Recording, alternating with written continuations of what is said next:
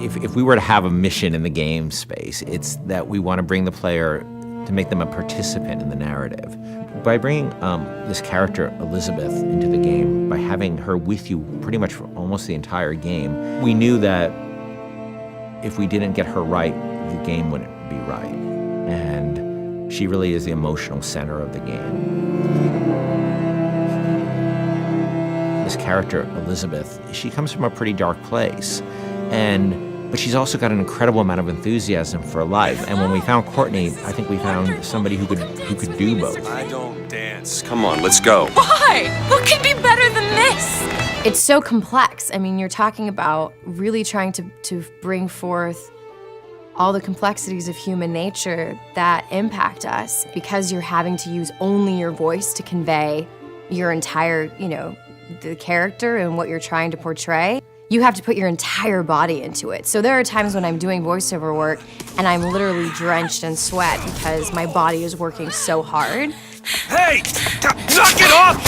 Stop it! Will you stop it? Not here to hurt you. Who are you? My name is DeWitt. I'm a friend. I come to get you out of here. Get away!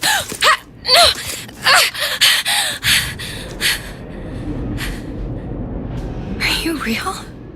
It's not these one-note emotions, and I think that's what was so important to us as a collaborative team, to be really putting forth a narrative that was strong and that was complex and that was, reflective of how deep and the myriad of emotions that the human beings experience. She really had a sense of telling a story and having a conversation with no words. If you're watching a silent film, you understand what's going on and you don't need words. We saw her and Sean's like, by the way, this is the girl. I'm like, oh yeah, that's the girl, absolutely. I had to really rely on my imagination and rely on what I was being told by, the director. Weird for me to see myself, literally, every movement that I did. Yeah. I mean, I see myself in it. I mean, it might not be my face, but the thing is she's actually in a world. When I did it, I was in an empty room. Yeah. They put me out into this giant sort of basketball court, it looked like, with stuff taped out on the floor that was sort of the imaginary, world. She had to do a lot of physical things that I probably wouldn't do in my everyday life, kicking some butt and, with a bat and beating the hell out of something. It just started to feel like it was my voice, I just really started to connect with it physically, and this voice was all one. I don't understand, how could we get there? The incredible voice acting and the incredible motion capture acting was the most useful and inspiring element that we could have had for Elizabeth. Liz will follow you around the world, and if you decide that you don't want to go where she thought you were heading, she can handle that really, really cleverly. She will stop if you stop. She will keep running if you decide that you're not interested in what you're doing here. She will be by your side no matter what you end up doing. The moment you come up against a character who's just sort of standing there, or behaves robotically, or behaves in a way that is so alien to what you'd expect out of a human being, you just shut them off. And you just say, oh, they're just a video game character. I don't need to worry about feeling anything about them. And so we tried a lot of things. We tried to make Liz have emotions so that she can react to things in the world and things that you do. For example, we might say that Liz will feel comfortable leaning against this wall, but she'll do so with her arms crossed.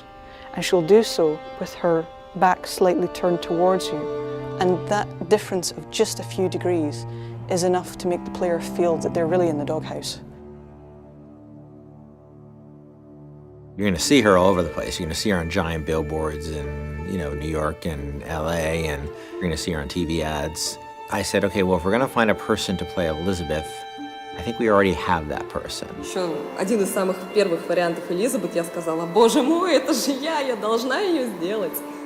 В один прекрасный день мне пришло сообщение на Facebook от Кена Левина о том, что у них есть ко мне предложение, от которого я не смогу отказаться, просьба связаться по электронной почте, и, соответственно, вокруг меня все суетились, чего-то хотели, потом сказали, так, все, начинаем работать, посадили меня на стул, сказали просто сиди, смотри прямо в одну точку, и опять начали вокруг меня бегать, снимая с меня скан лица.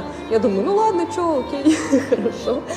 Я с этим справлюсь, а потом меня вдруг начали мучить, говорить, смейся, плачь, делай одухотворенное лицо, делай удивленное лицо. And all of a sudden we found this great character who existed in the space between the real world and the world of BioShock Infinite. There was a moment where we had people coming up to us and saying, Liz is awesome. I have a story to tell you about. And it was, everybody had their own unique stories because she was just doing systemic things. They could do the same thing twice. I actually get people telling me things that there's no way I could know about. Like, say there's one of the combats kicking off and they're having this incredible moment where they're running around the place and smashing someone in the face and blowing someone else up with a shotgun, and they've suddenly, a huge big boss man comes up and they go click. Oh no. And then suddenly from the side, Liz goes, Booker, over here! You press the button, she throws it, you grab it and just go boom! And they come up to me and go, and it was amazing! It's like, yeah, me and Liz, we're gonna kick ass, nothing we can't do. That's right. Even if we just break that barrier sometimes, where people feel she's a friend or somebody going through this experience with them, then that would be very exciting for me. I really hope people fall in love with her. I fell in love with her. I forget she's not a real person sometimes, and I know Courtney really well, and I forget sometimes that that's Courtney's voice, and that's Heather's motion, and that's the team's other work, and she becomes a real person to me many times. And I think the reason we call her Liz internally is because she became a real person to us in a lot of ways. Elizabeth has been locked in her tower for however many years it was, and now instead she's going to be released from her secondary tower, which is our studio, and let loose in the world for real. And that's just an incredible feeling. Let's go! Come on, let's go! Come on, let's go right now!